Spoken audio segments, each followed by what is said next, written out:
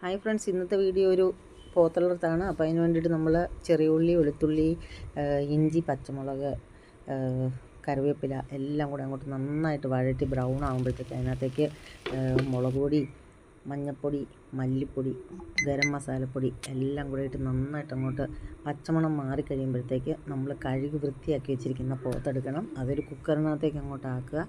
അതിനുശേഷം കുക്കറിൻ്റെ മേലിലേക്ക് നമ്മളിപ്പം റെഡിയാക്കി വെച്ചിരിക്കുന്ന വറുത്ത മസാല എല്ലാം കൂടെ അങ്ങോട്ട് ഇടുക. അതിനുശേഷം ഒരു 5 മുളക്, വറ്റൽ മുളക് ചതച്ചതും കൂടെ ഇടുക. എന്നിട്ട് അതിന് ശേഷം ആവശ്യത്തിന് ഉപ്പ് അങ്ങോട്ട് തൂവി കൊടുക്കുക. ഇനി അതിനകത്തേക്കൊരു അര നാരങ്ങയുടെ നീരും കൂടെ അങ്ങോട്ട് പിഴിഞ്ഞ് ഒഴിക്കുക.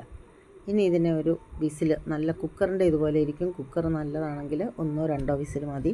അല്ല കുക്കറിനകത്ത് വേഗം താമസമാണെങ്കിൽ ഒരു 5 വിസിൽ വരെ കേൾപ്പിക്കാം. നല്ല സോഫ്റ്റായിട്ട് ഇത് ശരിയായിട്ട് വരുമ്പോഴത്തേക്ക് നമ്മളൊരു വലിയ കടായി അടുപ്പിലേക്ക് വയ്ക്കുക.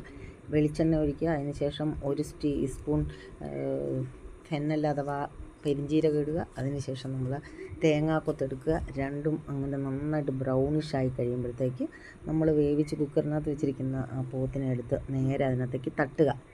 ഇനി അങ്ങോട്ട് ഇളക്കി മറിച്ചുകൊണ്ടിരിക്കണം. കുറേ അധികം നേരം ഇളക്കി അതെല്ലാം വറ്റി അങ്ങോട്ട് വന്നിട്ട് ആ പോത്ത് അങ്ങനത്തേക്ക് പിടിച്ച് നല്ല ഭംഗിയായിട്ട് അങ്ങോട്ട് ഇതാകും.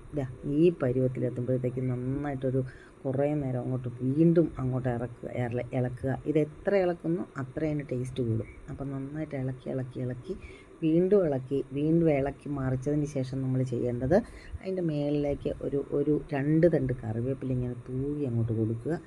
നേരെ ഫ്ലെയിം അങ്ങോട്ട് ഓഫ് ചെയ്യുക. അപ്പോൾ ഇന്നത്തെ വീഡിയോ ഇത്രയേ ഉള്ളൂ. അടുത്ത വീഡിയോ ആയി വരുന്നവരെ ബായ്.